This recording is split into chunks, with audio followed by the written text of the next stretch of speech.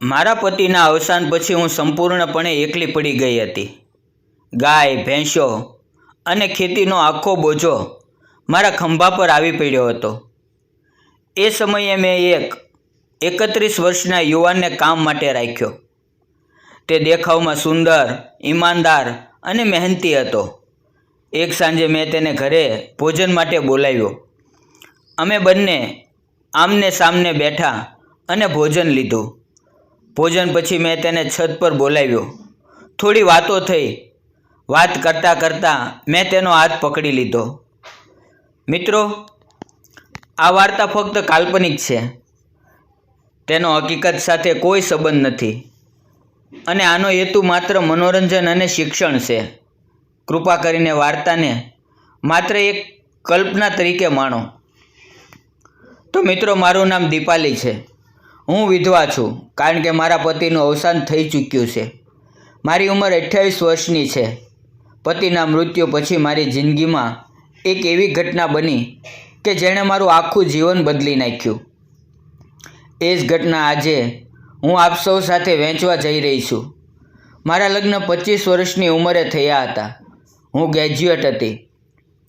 મારા પતિ પાસે ખેતી હતી અને ગાય ભેંસો પણ હતી. ઘરની આર્થિક સ્થિતિ સારી હતી. મારા પતિનો એક ભાઈ હતો જે અમારાથી અલગ રહેતો હતો. લગ્ન પછી બધું બરાબર ચાલતું હતું. મારા પતિ ખૂબ મહેનતુ હતા. ખેતીનું બધું કામ પોતે કરતા. ગાય ભેંસોને ચારો આપવો, દૂધ દોહવું, બધું જ. હું થોડી ઘણી મદદ કરતી, પણ તેઓ મને કામ કરવા દેતા જ નહોતા. મને રાણીની જેમ રાખતા. મારું ખૂબ ધ્યાન રાખતા અને મારી ઉપર પ્રાણ ફૂંકતા. હું પણ તેમને ખૂબ પ્રેમ કરતી હતી, પણ કિસ્મતને અમારું સુખ મંજૂર નહોતું. લગ્નના 2 વર્ષમાં જ મારા પતિનું બીમારીને કારણે અવસાન થઈ ગયું અને હું એકલી પડી ગઈ. સાસુ સસરા પહેલેથી જ અવસાન પામી ગયા હતા. હવે આખી ખેતી, ગાય ભેંસો અને ઘરનો બોજો મારા ખંભા પર આવી ગયો. સવારથી સાંજ સુધીનું કામ મારા એકલી માટે શક્ય નહોતું. મારા માતા પિતાએ કહ્યું કે કોઈ માણસ રાખી લે. એકલીથી આટલું બધું નહીં થાય. થોડા દિવસ પછી એક 32 વર્ષનો યુવાન આવ્યો અને બોલ્યો, સાંભળ્યું છે તમારે ત્યાં કામ છે. મારે કામની જરૂર છે. મેં તેને ઘરે બોલાવ્યો, પાણી આપ્યું, પછી ચા બનાવી. તે સુંદર લાગતો હતો અને સારો માણસ જણાતો હતો. વાતચીત દરમિયાન તેણે કહ્યું કે તે એકલો છે. માતા પિતા બાળપણમાં જ ચાલ્યા ગયા હતા. મને તેનું એકલાપણું જોઈને દુઃખ થયું. તેણે કહ્યું કે તે પહેલાં કામ કરતો હતો ત્યાં 12,000 પગાર મળતો હતો. મેં વિચાર્યું કે આટલો ખર્ચો હું કરી શકું છું. પછી મેં કહ્યું, સામે 2 ઓરડા છે. તારે ત્યાં રહેવાનું છે. ભોજન હું બનાવી આપીશ, પણ બધા કામ તારે કરવા પડશે અને હું પણ તને 12,000 રૂપિયા પગાર આપીશ. તે ખૂબ ખુશ થઈ ગયો. બીજે દિવસે સવારે તે પોતાનો સામાન લઈને આવી ગયો અને ઓરડામાં રહેવા લાગી ગયો.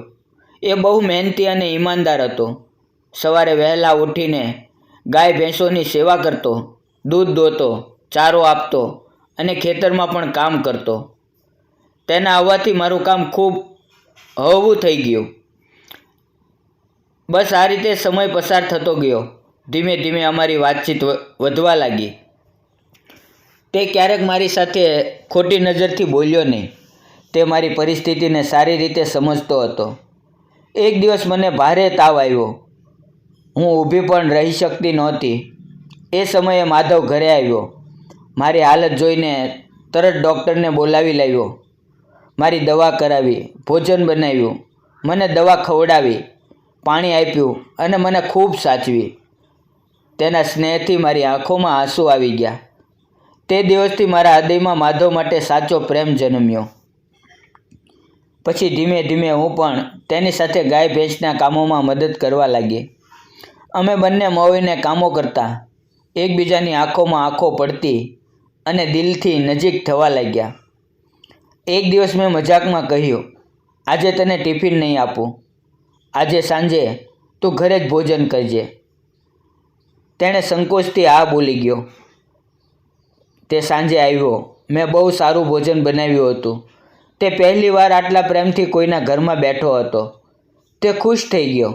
ભોજન પછી અમે છત પર જઈને થોડીવાર બેઠા. વાતો કરતાં કરતાં મેં તેને પૂછ્યું, માધવ, તારી ઉંમર 32 વર્ષની થઈ ગઈ છે, તે લગ્ન કેમ ના કર્યા?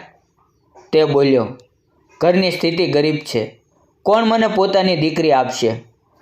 એની વાત સાંભળી મને ખૂબ દુઃખ લાગ્યું. મેં ધીમેથી તેનો હાથ પકડી લીધો. તે તરત સંકોચથી બોલ્યો, આપ શું કરી રહ્યા છો? હું તો તમારો નોકર છું. મેં શાંતિથી કહ્યું, તું મારા માટે ક્યારેય નોકર નહોતો. હું તને હંમેશા પરિવારના સભ્યની જેમ માનું છું. સચ્ચાઈ એ છે કે મારું દિલ તારી તરફ ખેંચાઈ ગયું છે. હું તારી સાથે લગ્ન કરવા માંગુ છું, જો તને પણ એ જ ઈચ્છા હોય તો. મારા શબ્દો સાંભળી માધવની આંખોમાં આંસુ આવી ગયા. તે બોલ્યો, મને ક્યારેય લાગ્યું નહોતું કે તમારું દિલ એટલું મોટું છે. પછી અમે નક્કી કર્યું કે છુપાઈને મળવું ખોટું છે. તેથી જલ્દી જ અમે કોર્ટ મેરેજ કરી લીધા. મિત્રો, આજે હું અને માધવ બંને સાથે સુખી અને શાંતિથી જીવન જીવીએ છીએ. મેં તેને મારા પતિનું સ્થાન આપ્યું છે. મને પણ સહારો જોઈતો હતો અને તેને પણ જીવનસાથીની જરૂર હતી. હવે અમે બંને મળી આનંદથી જીવી રહ્યા છીએ. મિત્રો, મેં અને માધવે લગ્ન કરી લીધા. હવે તમે કહો કે મેં સાચું કર્યું કે ખોટું?